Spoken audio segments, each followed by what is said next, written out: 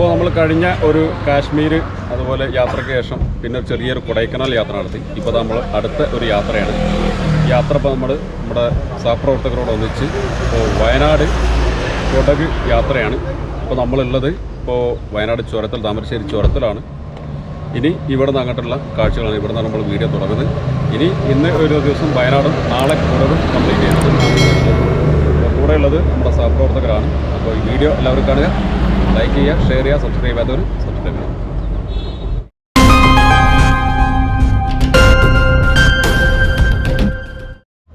ഞങ്ങൾ വന്നപ്പോൾ ഓരോരുത്തർ ഓരോ സാധനങ്ങൾ കൊണ്ടുവന്നു. ഒരാൾ കൊണ്ടുവന്ന പായസം ആണ് ഇവിടുന്ന് കഴിക്കുന്നത് കേട്ടോ. ഇതൊക്കെ എൻ്റെ സഹപ്രവർത്തകരും മേലുദ്യോഗസ്ഥരൊക്കെയാണ്. ഞങ്ങളിപ്പോൾ ഇവിടുന്ന് ഇത് ഒന്ന് കഴിക്കാനും ഈ വ്യൂ പോയിൻ്റ് ഒന്ന് കാണാനും വേണ്ടിയാണ് ഇവിടെ നിർത്തിയത്. ഇനി ഇവിടുന്ന് യാത്ര തുടരുകയാണ്. അപ്പോൾ നമ്മൾ ആദ്യം എത്തിയിട്ടുള്ളത് ഇവിടെ പൂക്കോട്ട് തടാകമാണ്, വൈത്തിരിയിൽ. ഇവിടെ പൂക്കോട്ട് തടാകത്തിൻ്റെ എൻട്രൻസ് ആണ്. ഇപ്പോൾ നമ്മൾ കയറി വന്ന് ഇനി ഇവിടുന്ന് ഉള്ള കുറച്ച് കാഴ്ചകൾ കൂടി കണ്ടിട്ടാണ് നമ്മൾ ഇവിടുന്ന് യാത്ര തുടരുന്നത്.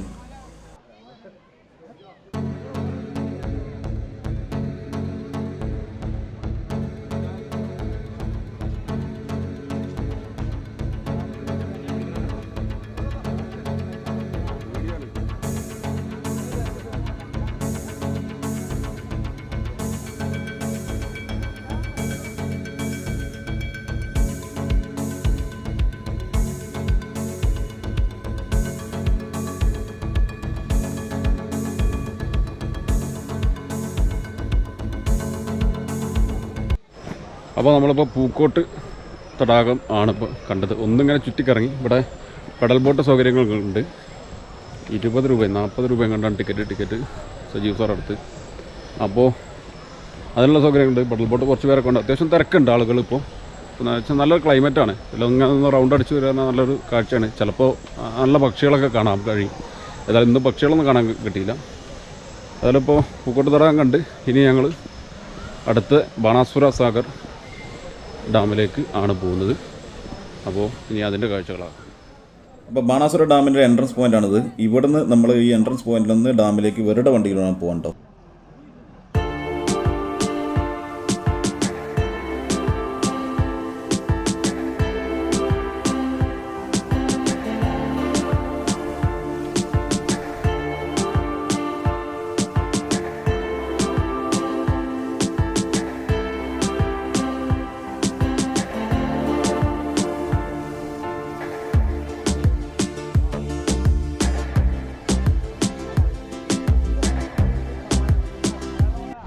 അപ്പോൾ ബാണാസുര സാഗർ ഡാമിലാണ് ഇപ്പോൾ നമ്മളുള്ളത്.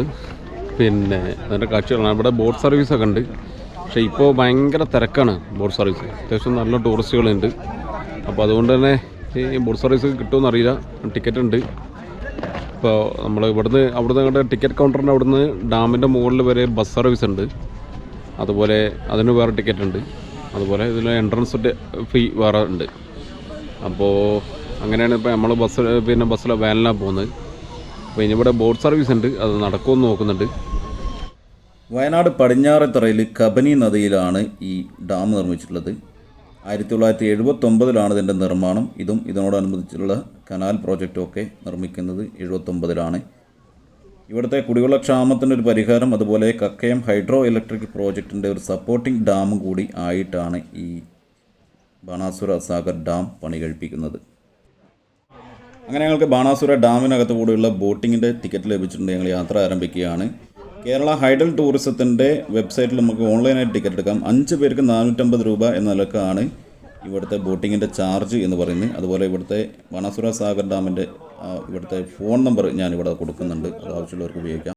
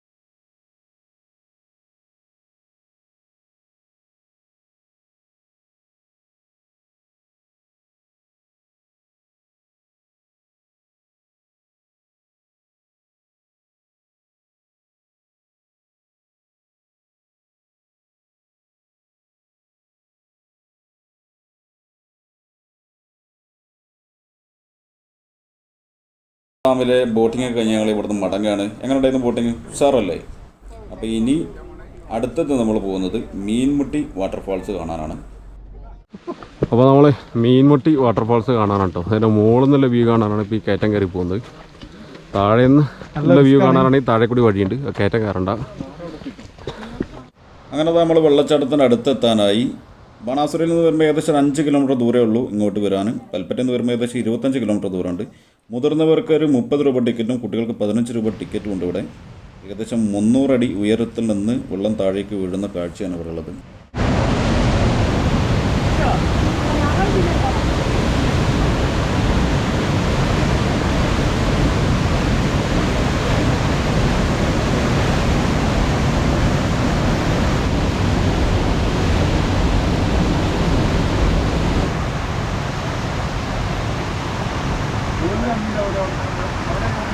അപ്പോൾ ഞങ്ങളിവിടെ പോസ്റ്റായിട്ടോ. നല്ല മഴ. ഇവിടുന്ന് പോകാൻ വഴിയാ. ഇവിടെ ഇതിനടുത്തൊരു ഷെഡുണ്ട്, ആ ഷെഡിനടുത്ത് നിന്നു. വേറെ വഴിയില്ല, നല്ല മഴയാണ്. ഇതിപ്പോൾ തോൽപ്പട്ടിയാണ്. ഇന്നലെ ഞങ്ങൾ ഇവിടെയാണ് താമസിച്ചത്. ഇന്നലെ ഇവിടെ എത്തിയപ്പോഴേക്കും നേരം ഒരുപാടായി. അത് രാത്രി ഇരുട്ടായതുകൊണ്ടാണ് വീഡിയോ ഒന്നും എടുക്കാൻ പറ്റാത്തത്. ഞങ്ങളിവിടെ താമസിച്ച ഫോറസ്റ്റിൻ്റെ ഡോർമെട്രിയാണിത്. ഇത് ഇവിടെ വരുന്നവർക്ക് നല്ല ഉപകാരമായിരിക്കും. കുറഞ്ഞ പൈസയേ ഉള്ളൂ, നല്ല സൗകര്യങ്ങളുണ്ട്. ഒരുപാട് പേരൊക്കെ വരുന്ന ഒരു ടീമായിട്ട് വരുമ്പോൾ നല്ല സൗകര്യം. ഇവിടെ കണ്ടോ, ഇതിനകത്ത് കണ്ടോ നിങ്ങൾ 10, 20, 30 പേർക്കൊക്കെ ഇവിടെ കിടക്കാം. ഇതുപോലെ ഇതിൻ്റെ മുകളിലും ഉണ്ട്. നല്ല സൗകര്യമാണ്. നല്ല ബാത്റൂമും കാര്യങ്ങളൊക്കെ നല്ല സൗകര്യമാണ്. കാടിൻ്റെ ആംബിയൻസും ഒക്കെ ഉണ്ട് ഇവിടെ.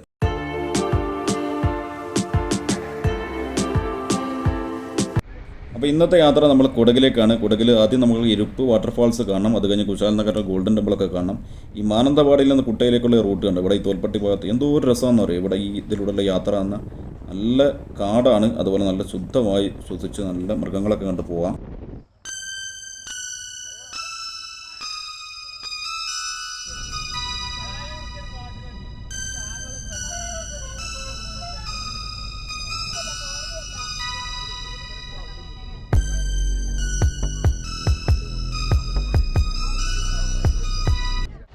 ഇരുപ്പു ശ്രീ രാമേശ്വര സ്വാമി ഗുഡി ടെമ്പിളാണ് ഇവിടെ കേട്ടോ ഈ കാണുന്നത്. ഇവിടെ ടിക്കറ്റ് കൗണ്ടർ ഉണ്ട്, ഒരാൾക്ക് 50 രൂപ. അപ്പോൾ നമ്മൾ ഇരുപ്പ് ഫാൾസിലേക്കാണ് ഇപ്പോൾ പോയിക്കൊണ്ടിരിക്കുന്നത്. ഇത് ബ്രഹ്മഗിരി ഹിൽസിലാണ് ഈ ഇരുപ്പ് ഫാൾസിൽ. നമുക്ക് ഇവിടെ തന്നെ നല്ല സൗണ്ട് കേൾക്കുന്നുണ്ട്. ലക്ഷ്മണ തീർത്ഥ റിവർ ആണ്, അതിലാണ് ഇപ്പോൾ ഇരുപ്പ് ഫാൾസ് ഉള്ളത്. ഇതിൻ്റെ ഒരു ഐതിഹ്യം എന്ന് പറഞ്ഞാൽ രാമലക്ഷ്മണന്മാർ സീതയെ തെരഞ്ഞു വരുന്ന വഴിക്ക് ഇവിടെ എത്തിയപ്പോൾ രാമന് വെള്ളത്തിന് ദാഹിച്ചുവെന്നും ആവശ്യം അറിഞ്ഞ ലക്ഷ്മണൻ അമ്പ ചെയ്ത് ഈ ബ്രഹ്മഗിരി മലനിരയിൽ നിന്നൊരു നദി ഉത്ഭവിപ്പിച്ചു എന്നൊക്കെയാണ് ഇതിൻ്റെ ഒരു ഐതിഹ്യം പറയുന്നത്. ഏതായാലും നമ്മൾ ഇപ്പോൾ ആ ലക്ഷ്മണ തീർത്ഥ റിവറിൻ്റെ സൗണ്ടാണ് കേൾക്കുന്നത്. ഫാൾസിലേക്ക് നടന്നുകൊണ്ടിരിക്കുകയാണ്.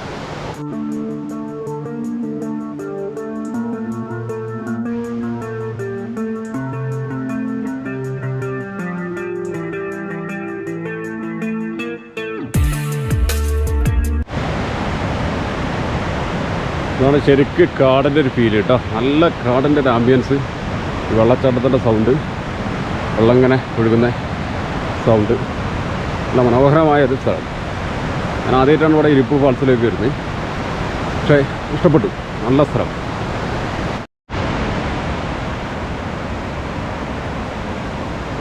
ഇതാണ് ഇരുപ്പ് ഫാൾസ് കേട്ടോ. നല്ല ഒരു വാട്ടർഫാൾസ്.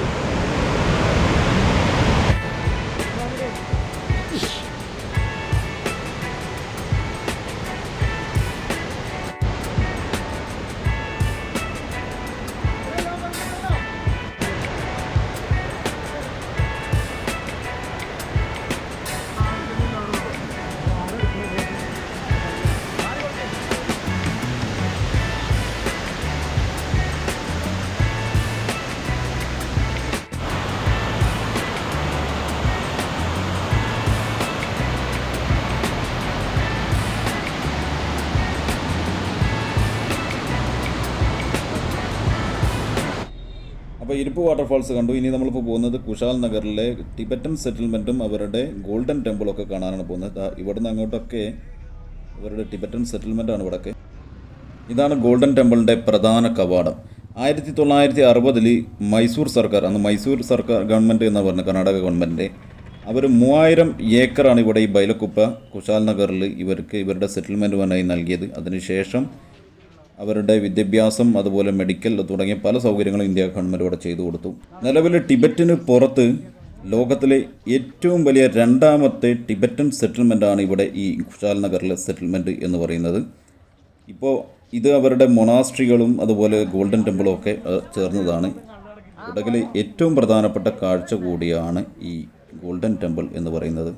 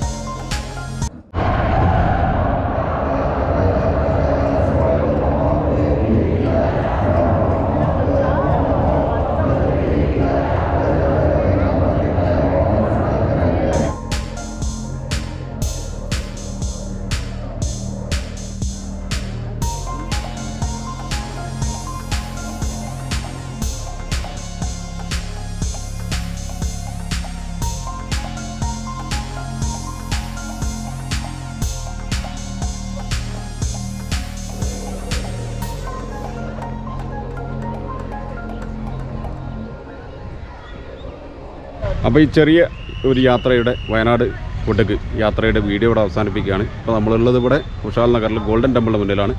ഇവിടെ വെച്ച് വീഡിയോ അവസാനിപ്പിക്കുകയാണ്. അപ്പോൾ ഈ വീഡിയോ നിങ്ങൾക്ക് ഇഷ്ടപ്പെട്ട് കഴിഞ്ഞാൽ ലൈക്ക് ചെയ്യുക, ഷെയർ ചെയ്യുക.